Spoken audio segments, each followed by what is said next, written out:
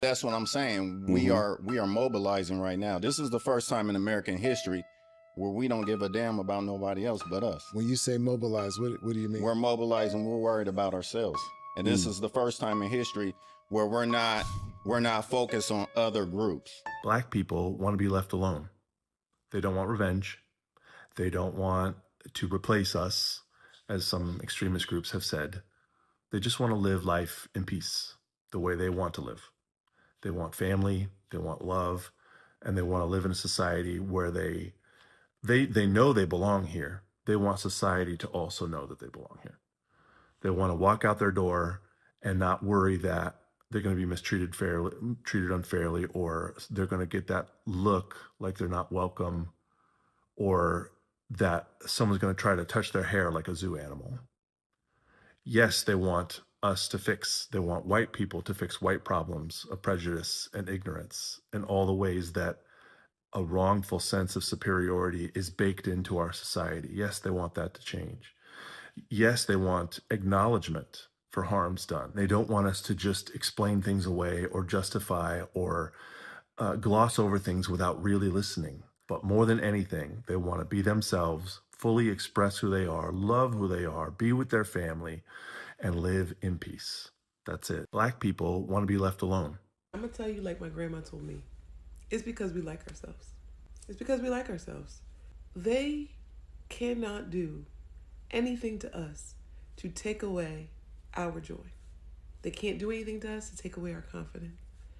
They can't do anything to us that makes us feel like we're not going to make it through.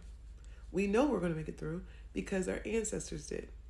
Anything that you could do to a group of people have been done to us. And because we know that, because we know our ancestors survived much worse, we know that we can. They sang during the worst of times, so we can sing now. They laughed during that, we can laugh now. We like ourselves. And that's, if other groups of people, if they had to go through what we go through, they would not make it. And they know that. So they don't understand why we do. Following this election, I've never seen so many Black women say that they are stepping back and prioritizing themselves. Even though I'm Nigerian British, I follow so many Black American creators, and in the run up to the election and every election, there's always so much advocacy, promoting like where the poll stations are, speaking about the elections. There's always so much work done by Black American women when it comes to their elections. Like, they have never taken a backseat. As long as I've been online anyway, it's always been a huge priority for them. Like, I've never seen this where almost all of them, at least most of the creators I follow on here, threads, everywhere, have said, nope, I'm prioritizing my peace, I'm prioritizing my community, I'm prioritizing people who look like me, I'm prioritizing myself. And I think a lot of them are kind of excited for what this new season of not giving an F is gonna bring. Like, feel so inspired by how much they've just decided to draw a boundary. You've just decided to say, nope, no more, I'm not doing anymore. And I think some of us can learn from that. Like, diaspora wars is always gonna be a thing. As cousins, families fight all the time. But one thing I find so incredibly inspiring is how you lot put yourselves first. When push comes to shove, you lot know when enough is enough. And I love that. And I think there's a lot to learn from that too. White folks are not even thinking about black people. Do you know who white folks are thinking about? They're thinking about white folks. They're thinking about their children, their wives, their husbands, their communities, their businesses, their educational system. They're not thinking about you. I had a good white friend who said to me, George, I know the problem with black people. I said, oh, really? Really, Bob? What might that be? He said, you spend all your time thinking about us, and we don't spend any of our time thinking about you. Therefore, if you're not thinking about you, and we damn sure ain't thinking about you, who's thinking about you? Yeah, their playbook was black people fighting in the streets all summer. They wanted a summer of violence. They wanted all those video clips of black people being violent. And the entire black community collectively in one voice heard their ancestors say, rest, stay home. Don't go out in the streets. They collectively heard it, and they've all listened, and it was right. They have been dealing with a apartheid fascist state for generations, even worse than an apartheid state. like in the slavery era. That was like, they have been in an abusive narcissistic relationship with the government for generations, since the first person unwillingly stepped foot on this land. They have studied their abusers, because that's what you have to do. When you are a victim to an abuser, you have to study their every movement as a form of self-protection. And they have done that. They didn't have to learn it as they go when he took power in November. They already knew. What do you do when your abuser all of a sudden you hear him walking down the hallway and his footsteps are a little bit off? His breathing's a little bit off. You hide. You go and you hide in your closet. You go out the window and run. You get somewhere safe. They have gone somewhere safe. They're not, resting is not passive. That is not passive protest. That is active protest. And it is working more than anything else that has been being done. It is more effective than I can think of anything else that is being done right now. They don't understand how we can still laugh through all of this pain and turmoil. All the jokes that we made about how every day the world's falling apart, and here we are skating and double dutch and playing spades and line dancing and have a good time. They don't understand how that's happening. You see the farmers out there in Kentucky or Nebraska, wherever, they are having a horrible time, and their suicide rates are 3 times the national average right now, because they can't take it. They cannot take what we can take.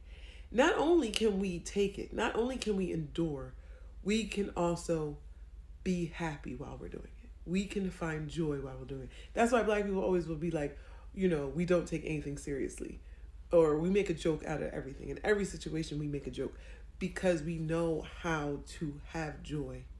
We figured out that life is about having fun, and people will look at that and they hate it. They hate it. They say that we're lazy.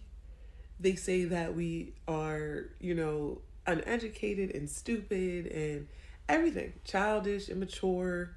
But the truth is, they are jealous. They're jealous because if what had happened to us happened to them, they would not be as happy as we are.